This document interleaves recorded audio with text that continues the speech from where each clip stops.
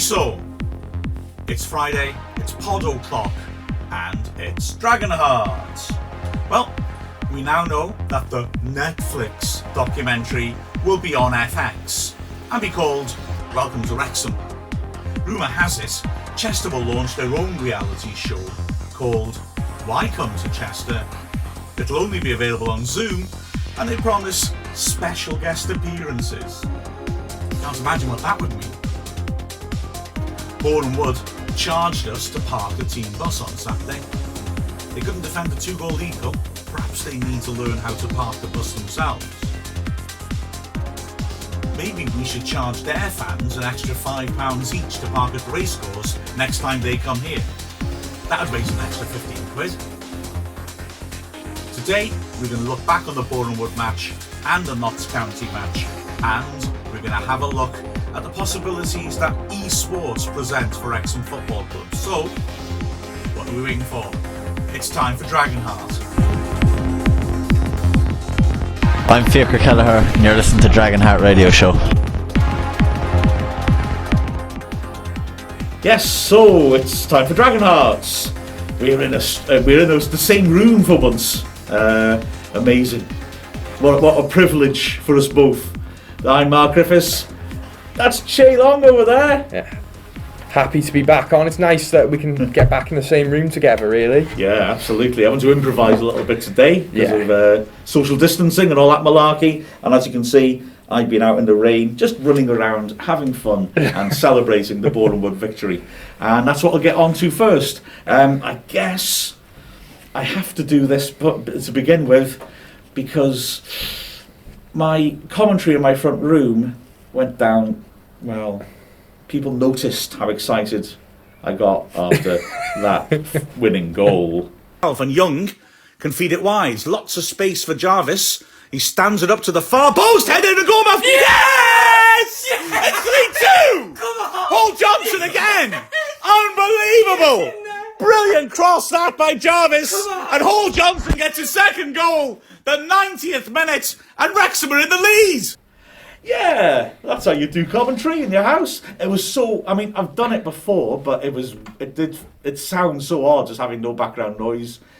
We have to do commentaries in those circumstances quite simply because Boreham Wood won't let us come in and do a commentary, which was charming of them. They're not the first, and I don't think they'll be the last, so I think I'll be commentating from my front room on a Dagenham game. I've had my cats coming in and joining in on occasions. On that occasion, the crowd noise is provided by my son, who was sitting behind me watching the stream. And we had a good time. By the end, we had a good time, but it was an odd experience. To be fair, I think most Wrexham fans' living rooms are going wild. We were the same. I was running up and down my kitchen. It was brilliant, and it was nice to see us really fight back, and not for the first time this season either, really. Oh yeah, terrific spirit that we show, isn't it? Yeah. But it was quite funny. We did scare the cats. I'm going to admit it. My wife was upstairs and she thought some terrible incidents had happened. Actually, no, that's a complete utter lie. My wife is used to us doing this. So she's used to us screaming. And it's interesting to see we have 3 cats, all got just after Christmas. And it's interesting to see which ones are already getting used to us getting overexcited when there's football on the telly. They must see this on the telly and think, let's leave the room. No, actually. Oh, do they get involved with it? Our old cat used to watch the game really closely, and she wasn't at all bothered when we started screaming and swearing at it. These guys, one doesn't care, another one is a bit wary, and the third one just is nuts. So she's not bothered what's going on. You're listening to the Cat Lovers podcast here with the Wrexham AFC media team. Next week, tortoise shell or tabby? Why not both? Anyway, should we talk about football? Let's talk about football. Let's talk about Boreham Wood first. Poor first half. Horrendous. But it all turns out nice in the end. Well, we don't like to do things easily, do we, at Wrexham? You know, I thought first half we were poor. I think they had control of the game, didn't they? Yeah. And we looked a bit lost. I think the first 2 goals were quite avoidable too, really, weren't they? Oh yeah. I mean, I think that set. Well, I'm going to be spoiler alert, talking a lot about midfield setups about the games this week. Yeah. I think the way that game panned out didn't necessarily suit the sort of setup we had in midfield. In both games this week, we've missed Jay Harris enormously in terms of his presence. And I mean, I've got to be honest, I didn't think the first half was as disastrous as a lot of people felt. Yeah. I didn't think they had many chances. They were better than us, I'm not denying that, and they deserved to be ahead. But I didn't think they had all that many chances.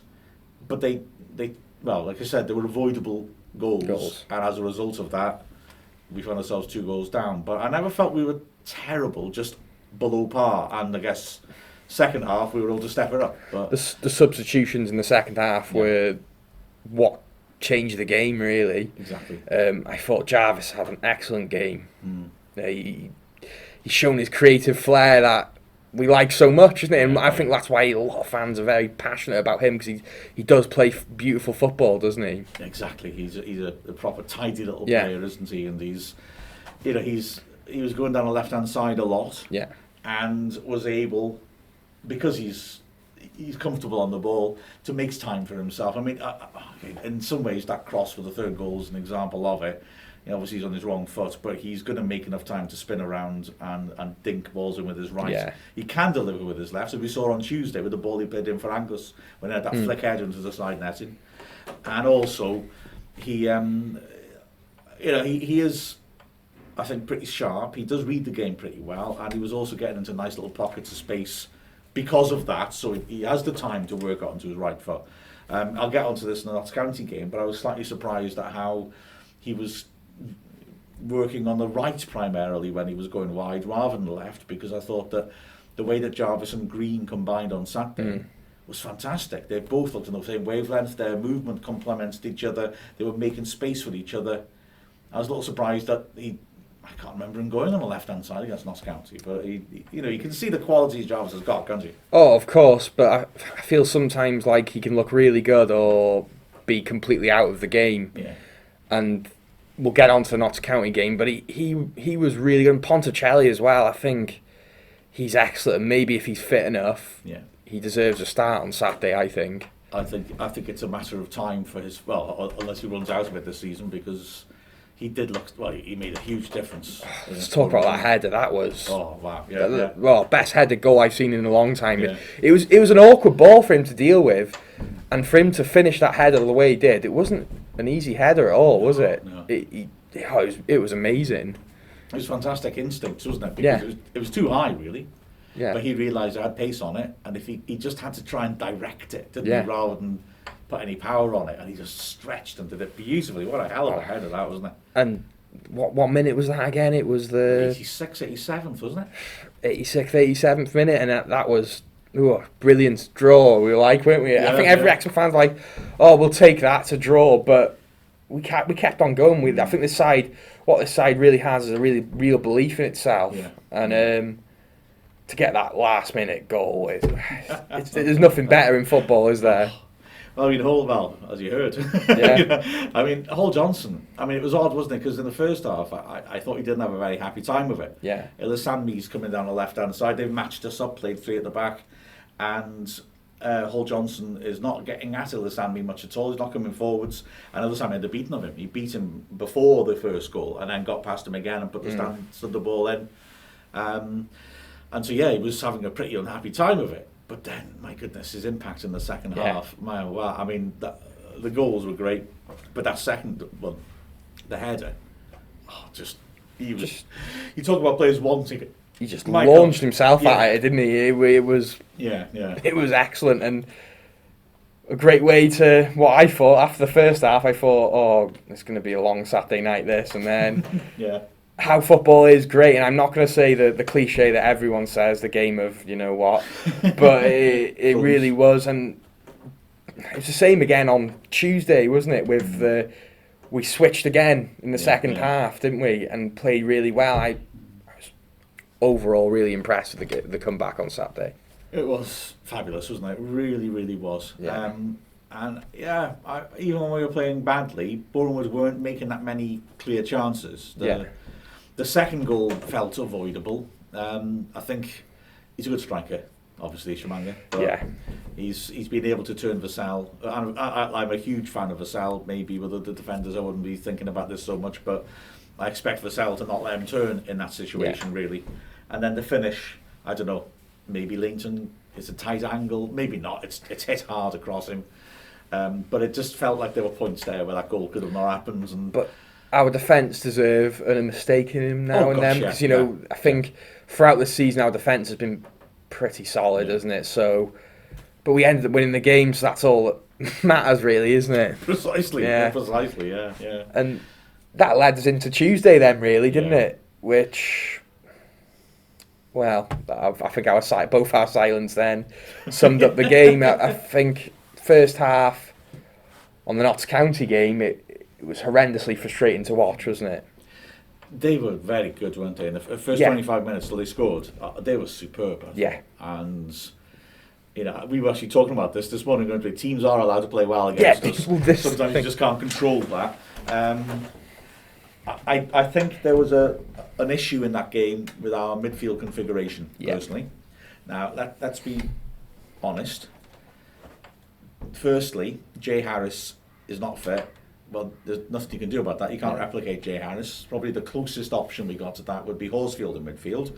And although I think also could do a job as a holding midfielder, I totally understand that there are other players ahead of him in the queue. And, that would be maybe a slightly left field move to pick him. And after Jarvis's performance on Saturday, you can't not pick someone who's played that well. Totally, yeah, absolutely right.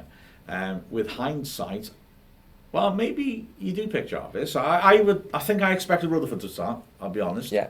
I didn't think that Saturday's problems were necessarily down to him being bad as much as the nature of that game didn't suit him. Yeah. In some senses. And to be fair, Keats implied that in his post-match interview about for him and Omotayo when they brought him off the half-time. Yeah. It wasn't so much they'd done badly as he had to alter things. Yeah. But I felt a little bit on Tuesday that essentially, I mean, they again played the same formation as us, but their midfield three were a three. They moved together up and down the pitch, and they had a real they were a cohesive unit. Yeah. When Reeves is getting into those positions around the edge of the box, O'Brien's up there with him, Doyle's not that far off, they were able to work those triangles, work the ball between them. We left Jarvis up. He played in the hole, didn't he, behind the two strikers. And my personal opinion, now I'm not a football manager, so to be fair, I could be wrong. I think that was an error. Yeah.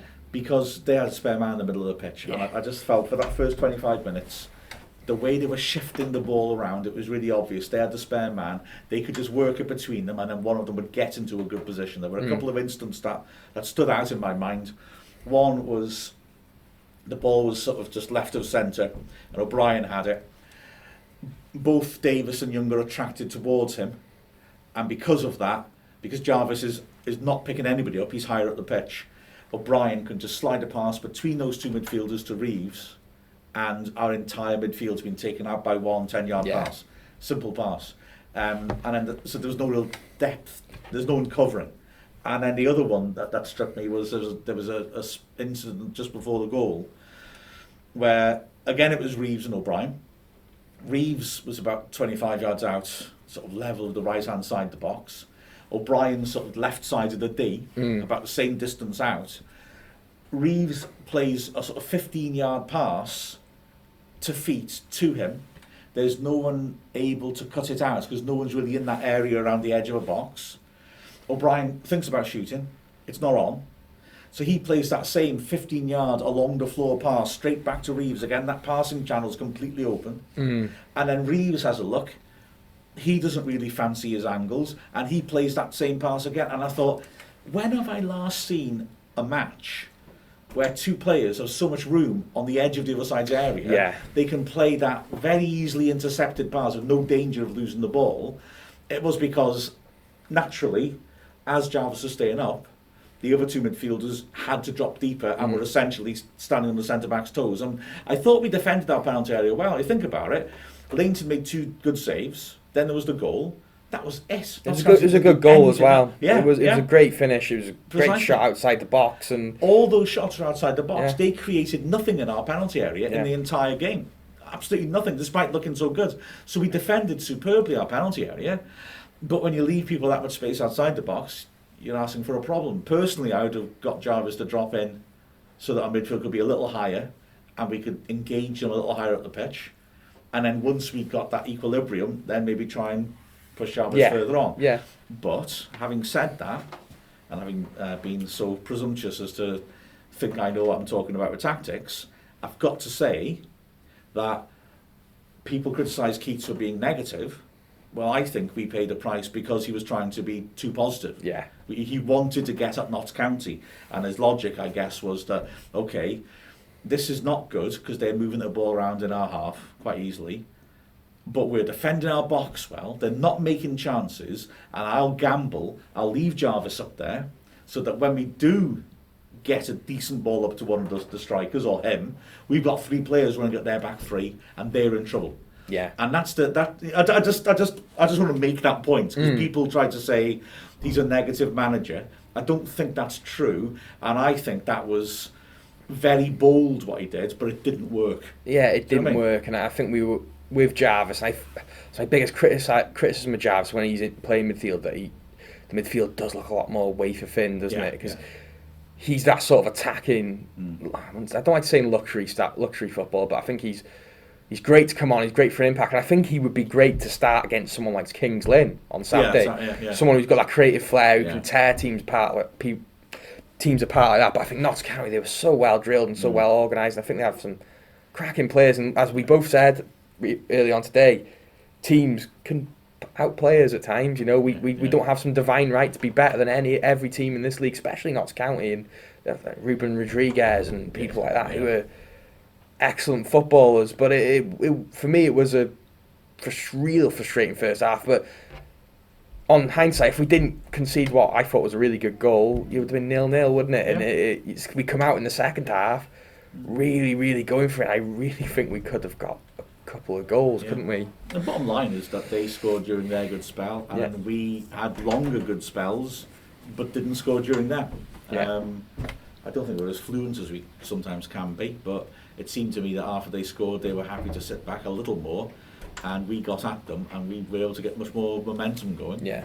And we missed some good chances. I mean, I've got to be honest, after editing the highlights, I felt a bit more positive about the game than I did during it. Because I did think, actually, we did create quite a few good chances. They created none. Yeah. Because the 3 shots they have that are on target are all from outside the box. Yeah. We actually made 6-yard box chances, and a mixture of good defending and poor finishing meant that we didn't take advantage of.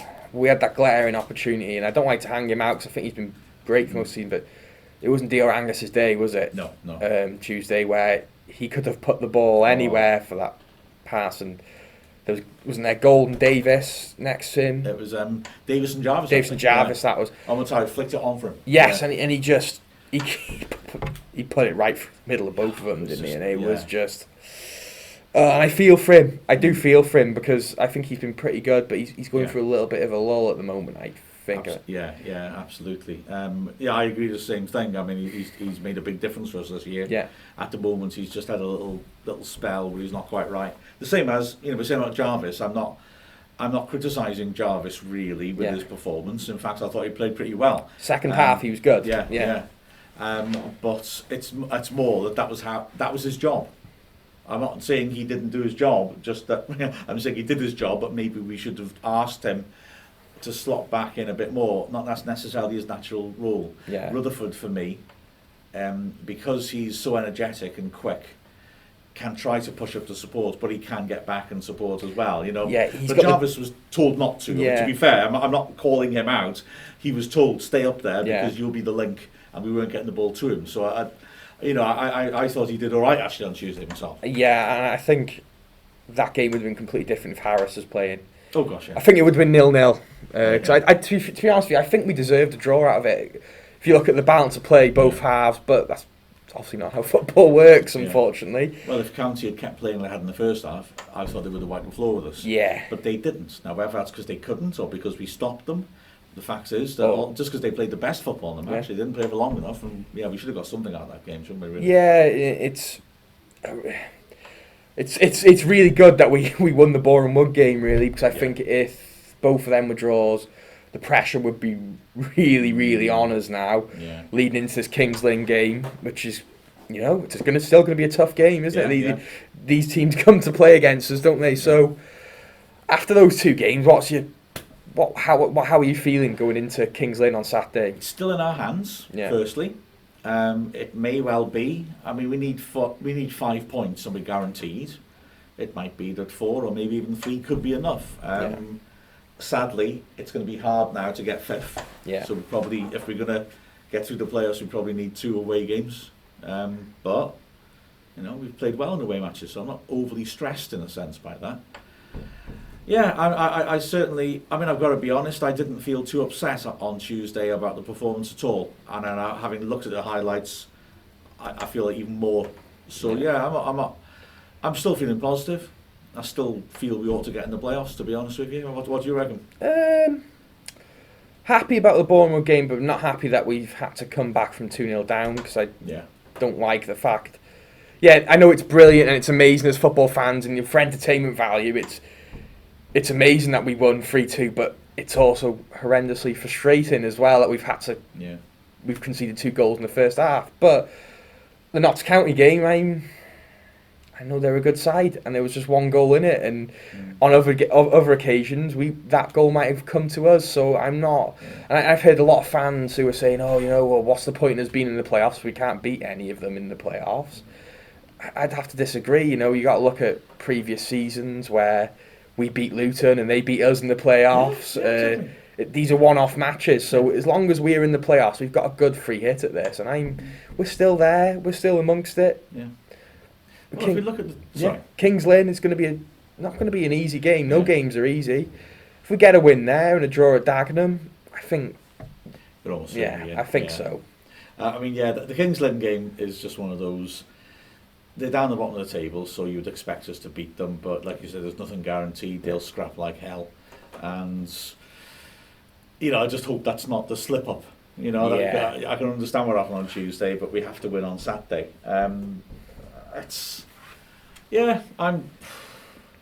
You said something a moment ago, and I thought, that's a good point. I want to say something about that, and I've completely forgotten what it was. What a shame. And so have I. But we just, that's it. The teams you come against. I've heard that a lot as well, this whole, we can't beat the teams who are in the playoffs. But we have. I mean, 2 of Hartlepool, Sutton and Torquay will be in it.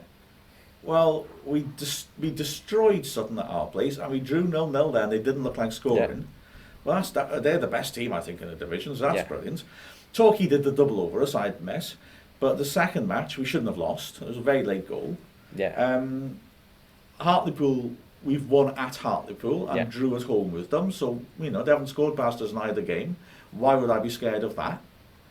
Then, when you look at some of the other teams, right, okay, Stockport beat us twice, I accept that, but then that doesn't mean they'll beat us a third time. We've got Notts County beat us twice. Quite frankly, I wouldn't be at all scared of Notts County. I feel we could easily have won both those matches. Possibly should have done. Certainly shouldn't have lost either. These are teams we get results against. Bromley are looking in there. Well, we beat them comfortably. Eastleigh, we've drawn against twice, and we would have beaten both. There was unbelievable refereeing decisions in both matches. We'd won both those games. I'm not scared. I don't subscribe to this, or I don't want to be playing Stockport because they beat us twice. Remember the season where we got to the final against Newport? We'll not talk about that game, but Kidderminster beat us quite comfortably twice that season, didn't they? And I remember talking to Kidderminster fans like, we're going to win this, and I think we won quite comfortably in both of those games. So I really, really don't subscribe to these are one-off games. It's like a cup match, isn't it? As soon as you get into the playoffs, and to be honest, I'd probably rather a team like Wrexham in some regards where it's a free hit. We haven't got any pressure. We don't feel deflated because we've not been in a title race. So I'm not worried about the playoffs. If we get in the playoffs, brilliant. If we get knocked out in the first round, let's get on next season. I would feel as well that if I was one of those other teams, I wouldn't really fancy playing us. Yeah. Because if they're at home to us, we've actually done very well in away games lately. We're very fast on the break. We've had some spectacular away wins. Anyone who's seen our game at Halifax or at Woking would be really concerned about playing against us. Anyone who's seen us fight back at Boreham Wood would be not only concerned, but be worried about our fighting spirit. Yeah. I don't think those teams would be looking at us and thinking that's a walkover at all. The odds are slightly weighed against us now, I think, after Tuesday. Yeah. But, we were always going to be in the first rounds of the playoffs. And like you say, you got a puncher's chance in the playoffs, haven't you? And I think the Notts County game, for me, it was just like a boxing match where someone's taken... Notts County took 8 rounds off us, and we battled to take the rest of the rounds, sort of thing. And for me, on any given day, we could beat Notts County. The Notts County game, for me, it wasn't anything to really cry about. I don't think it was a horrendous performance. I've seen some really crazy reactions to it on social media. Yeah, we lost, but it was an even game. If we would have lost 3 or 4-0, then I would have been like, wow. You know what I mean? There's no point in being so angry and frustrated about it. It's understandable to be frustrated at the fact we've lost a huge game, but the performance didn't deserve that sort of reaction at all. And I agree, first 25 they were great, but I reckon if I was scoring it as a boxing judge, I'd give them the first 4 rounds. Yeah. And then the rest of it, pretty much us. I reckon because after that they didn't really do much after the first 25 minutes, did they? So my worry, and it was illustrated in the Notts County game, and it's something which I think will probably be addressed in the summer by money, is I don't think we have a reliable finisher. Maybe Ponticelli, if he'd had a proper run at things, might have been that, but he's not had that continuity, so he isn't at the moment. We haven't got a proper finisher, and that could come to bite us in tough games against quality sides who won't give you that many chances. We made chances against Boreham Wood, but probably Hartlepool won't give us that many chances, for example. So we need Angus to be sparking again, I think. Do we look at maybe, if he's fit, starting Ponticelli and Gold up front? Possibly. On Saturday? Possibly. I just think, on Tuesday, we were very threatening, but we didn't really work the keeper. I thought Gold had an all right game as well. To be fair, I think he serves a real purpose, doesn't he? I think if we had Quamway for these last few games, I think we would have been nearly home and dry now. Oh gosh, we'd have more points now. And that's not a criticism of anybody. No, but I think that the way we collapsed and lost 3 games in a row after he was injured, there was a psychological blow. Yeah. The whole squad knew, right, this lad's on fire, and we can use him, and he'll drag us up the table, and then he's gone. And we can't replace him, it seemed, with anything decent. And Keats done really well to bring in 3 players who have different attributes and are of a level where they can contribute. He's done brilliantly considering the restrictions on him. But I think you could see the squad was deflated by it, and those 3 home losses. They were tough games as well, weren't they? I mean, that's another reason why Stockport doesn't. I respect Stockport. Don't get me wrong. Yeah. But we were just coming off losing that player, getting down, having a great start against Notts County, not scoring, and then getting hit with the sucker punch. That was a painful defeat, because we were better than them. No question, we were better than them at their place. Then you get the sucker punch of the last minute winner by Torquay in an even game against a title contender, and then you collapse against Stockport, having not done badly till the second goal went in. Do you know what I mean? It was like a psychological collapse. And we focus on games like the Boreham Wood game, and rightly. Look at that fantastic comeback of the Weymouth game or the Maidenhead game, but that's a really good comeback by the squad to be down on its knees, but still the squad and the coaching staff are, and we get back up and we go again, and they have to. And that's what I like about this team. This is why I find this. I don't think a lot of people say this. For me, this team is really, really likeable because you can never truly write them off because they've really got a real fighting spirit. Exactly. And isn't that all we've been asking for a Wrexham side? Especially after last season, This season's been a rebuild, really, isn't it, after last season? Totally. And not only has this been a rebuild, it's been a really good fight from all these lads who are really wearing the shirt with pride, and I feel proud watching these guys, and we need the fans back. Maybe that'll cheer them up for the playoffs as well. But it's I'm happy with this side. And I really like the fight in them. They're never really truly out of it. And for me, as a Wrexham fan, that's all you want. Exactly right. And not just Wrexham fans, football fans in general will say we want a team that fights, but then if they get the result, they'll complain anyway. Yeah. That's not just a Wrexham thing, is it? Yeah. It's human nature. But having said that, you're quite right. I mean, you think of what happened last season, and the budget this year was much smaller than the budget the season before. To be in the playoffs, if we do get there, is very impressive in itself. And we've had some results against sides that have been impressive, that mean we've got a shot. So overall, I feel positive, and hopefully we can just do the business on Saturday, routine win, and then that does give us 1 foot in the playoffs. Yeah, and it does. And Saturday, if next Friday, me and you were talking about Kings Lynn and we've lost, then it does deserve heavy criticism if we lose to Kings Lynn, doesn't it? We just got to get the result. Even if we play terribly and win 1-0, that's Precisely. We can't lose to Steve Cleeve's boys, can we? Oh, don't. That's all we wouldn't mention that bloke. And now you've gone and spoiled it all by saying something stupid like that bloke's name. With apologies to Frank and Nancy Sinatra. Because obviously, mafia and that. Did I really say that? Yeah. Oh, man. Right. I think we should end this segment on that possibly dangerous note and move on. Yes, I agree. I'm John Ponticelli and you're listening to the Dragonheart radio show. Right, well, we are going to talk about diversifying a bit here. Of course, focus is always on the men's first team at Wrexham Football Club and has always been so. But we know that Ryan Reynolds and Rob McElhenney are very keen to encourage the women's football side. When the takeover was announced, they said they were going to invest £50,000 into it straight away. And Chay, there's a lot of interesting ways that we could sort of diversify as a sports club rather than just male and women's football.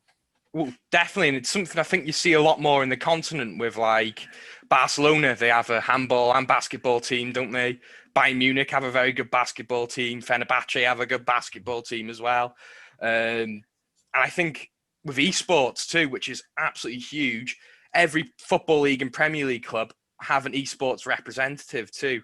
So I think there's many different ways that we could make Wrexham as a brand for all sports around the area to be huge, which would be fantastic. Interesting you mentioned branding there, because that would seem to me to be the clear possible advantage of doing that sort of thing.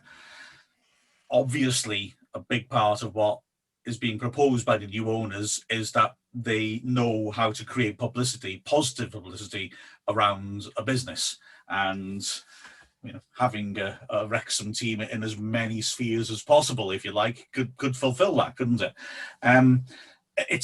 The multi-sport thing is interesting. I mean, of course, a lot of those teams you're mentioning, like Real Madrid and Barcelona, strictly speaking, are sports clubs, not football clubs. Right. And that's why Barcelona, they have FC Barcelona at the front to sort of differentiate. Essentially, this is the football branch of the club. And let's be honest, it's the most important branch of the club. Yeah. But there can be drawbacks sometimes for them in terms of, okay, take Barcelona. Well, actually, both of them. They're run as sports clubs who elect a president. That president obviously focuses massively on the football, but actually is the president of everything.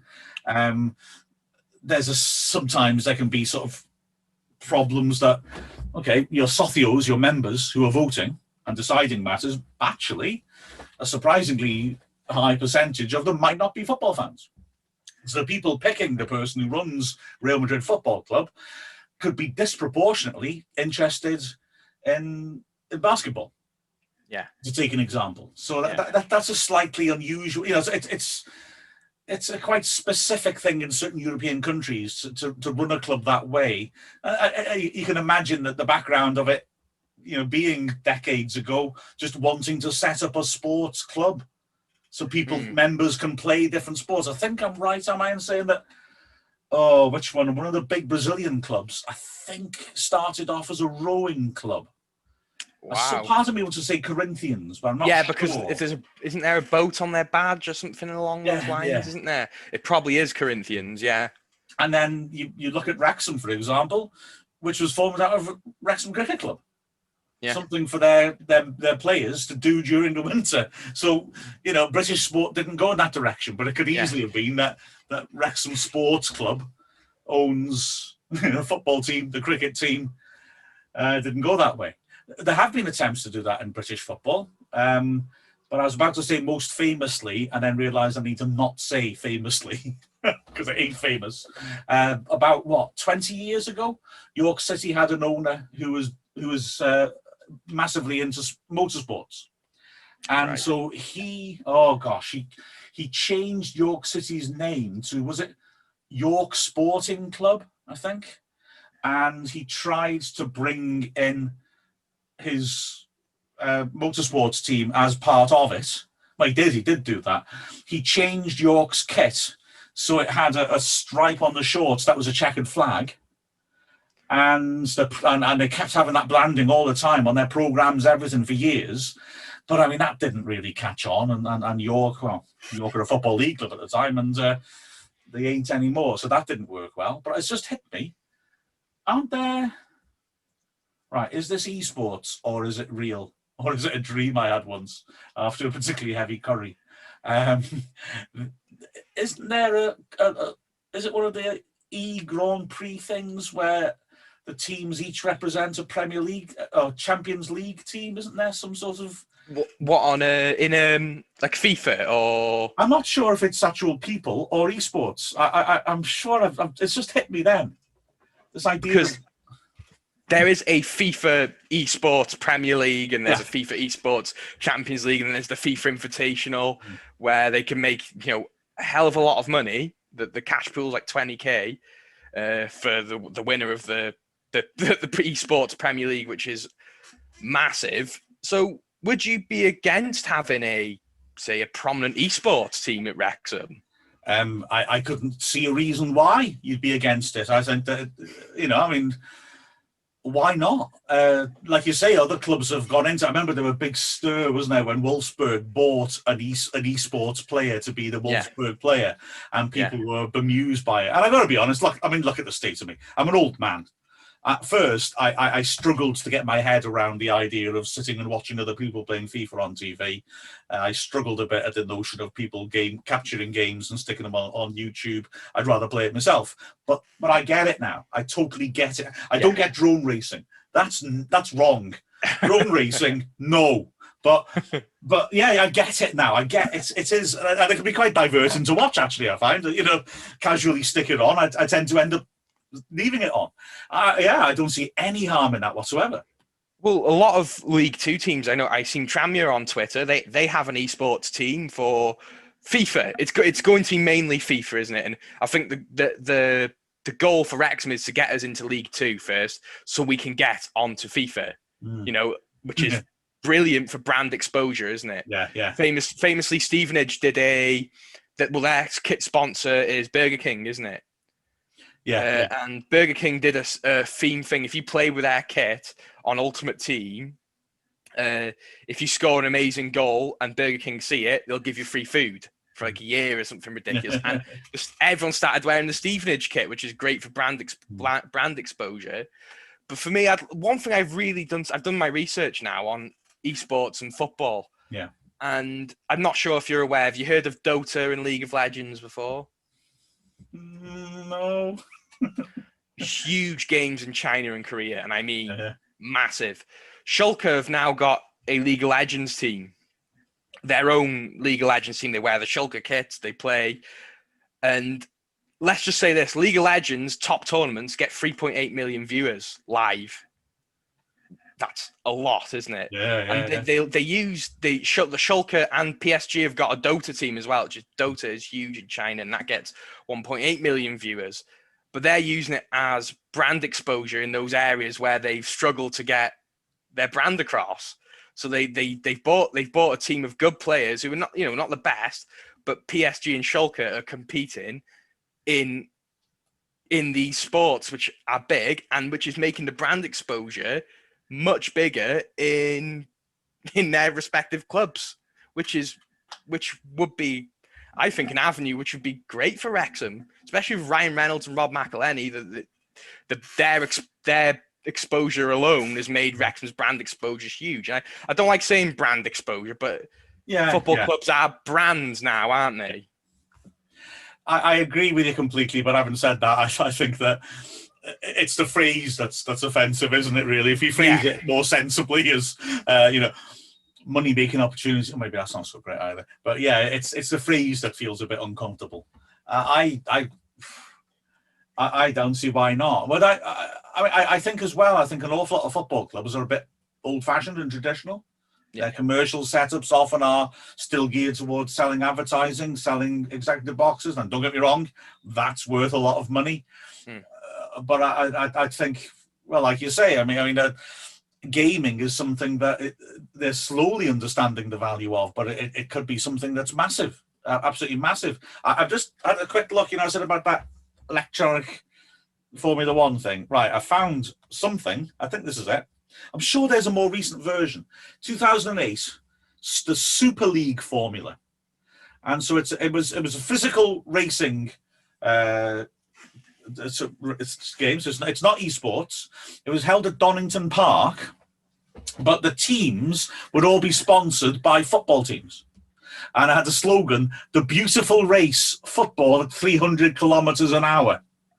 And at first, well, if I just tell you the teams that did well, it was for 2 years. It was 6 rounds with 12 and then 16 races. There were 18 teams in it. That's pretty consistent. But it folded in 2011. If I tell you the teams that did well, it'll give you a sense first of how big they were hoping for it to be, and secondly how it collapsed. So the first season is won by Beijing Guoan football team, which, all right, British football fans say, what? But I think that reflects what you're saying about gaming and novel ways of getting into football in the Far East.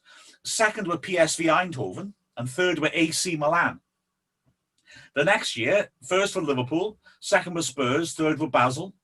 The next year, first were Anderlecht, second were Spurs, third were Basel.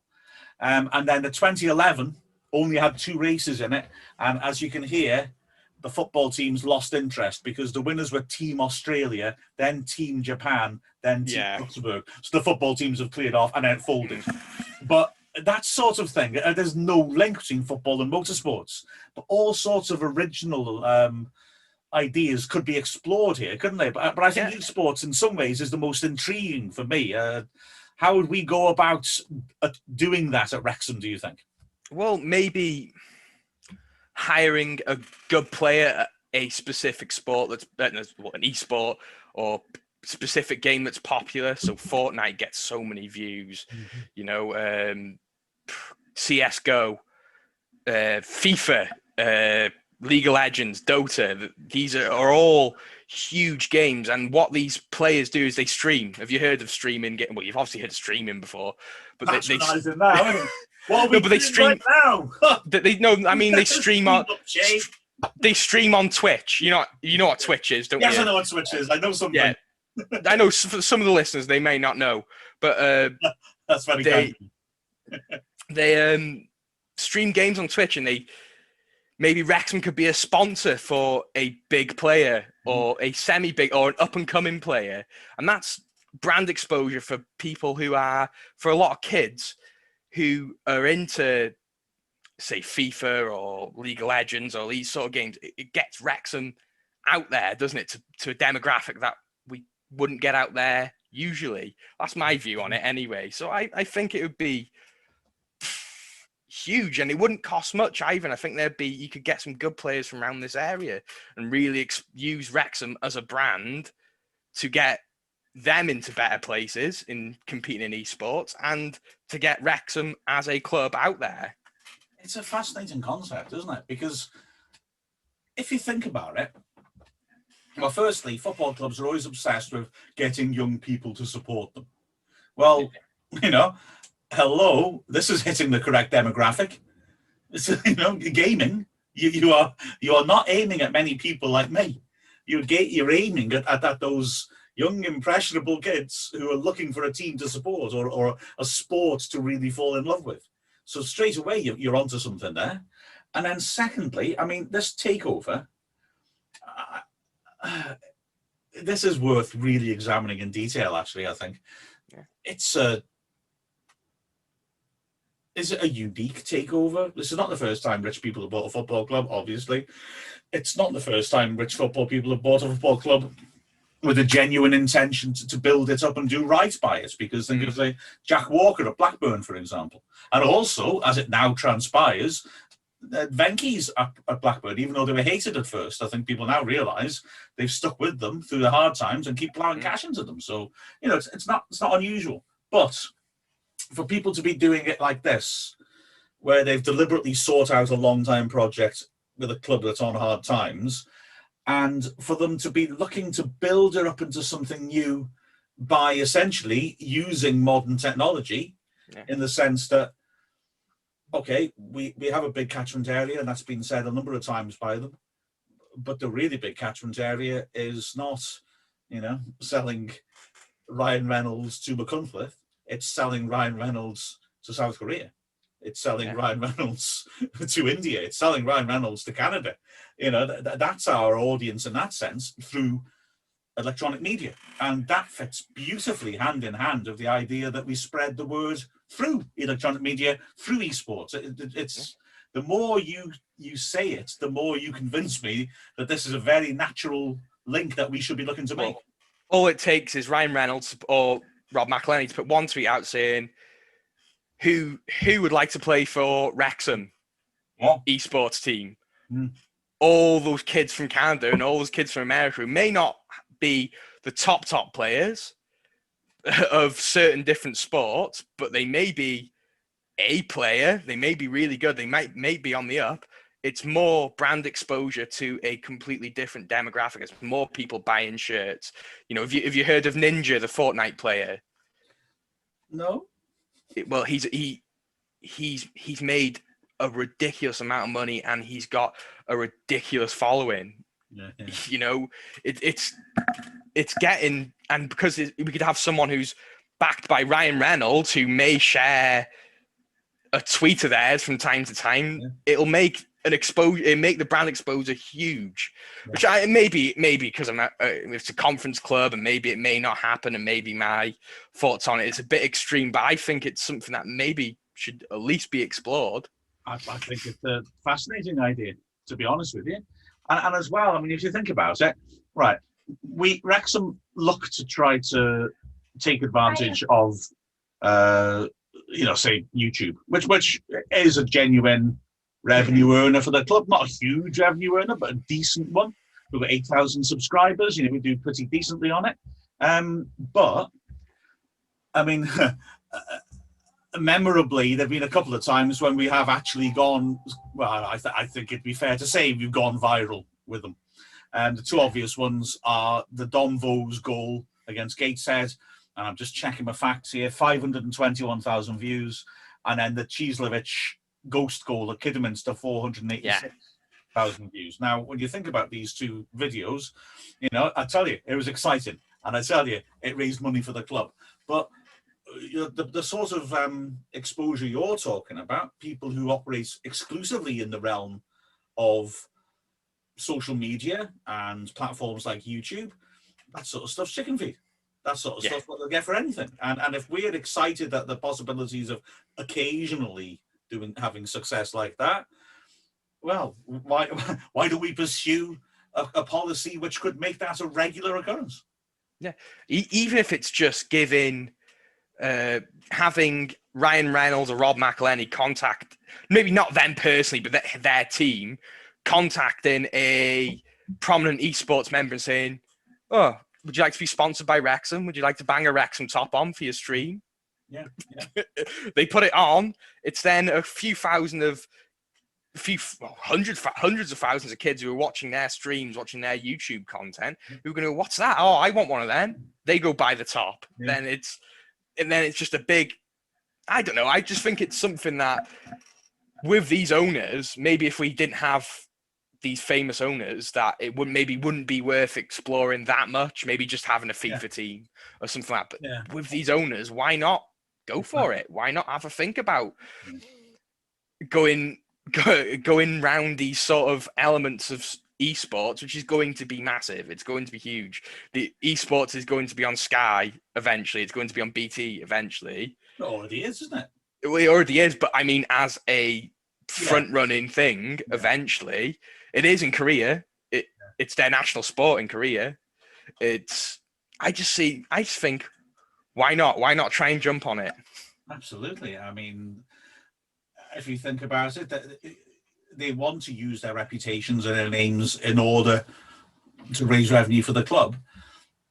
Sticking a tweet out like that is not going to even take much of their time, but it could be extremely valuable in this context. And like you say, carefully choosing the influencers, vocabulary, can really be effective. I mean, if I could take an obvious example of an influencer, I know that, after this interview goes out, people will be looking to buy the 2012-13 Wrexham away shirt because you're wearing it.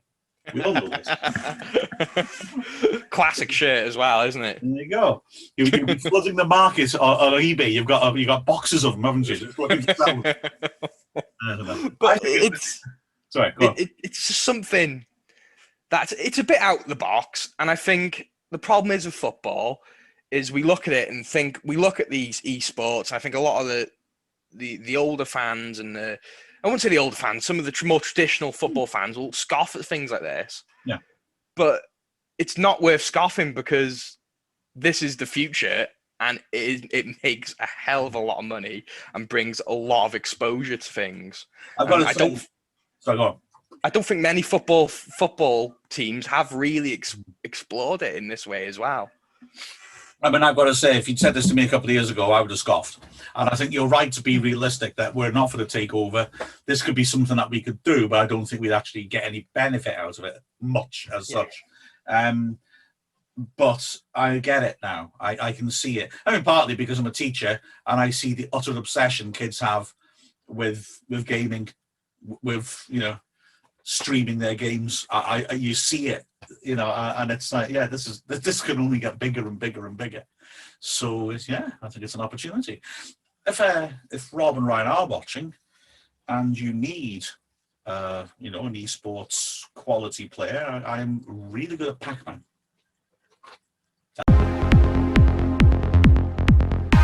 This is Jay Harris, and you're listening to Dragonheart Radio.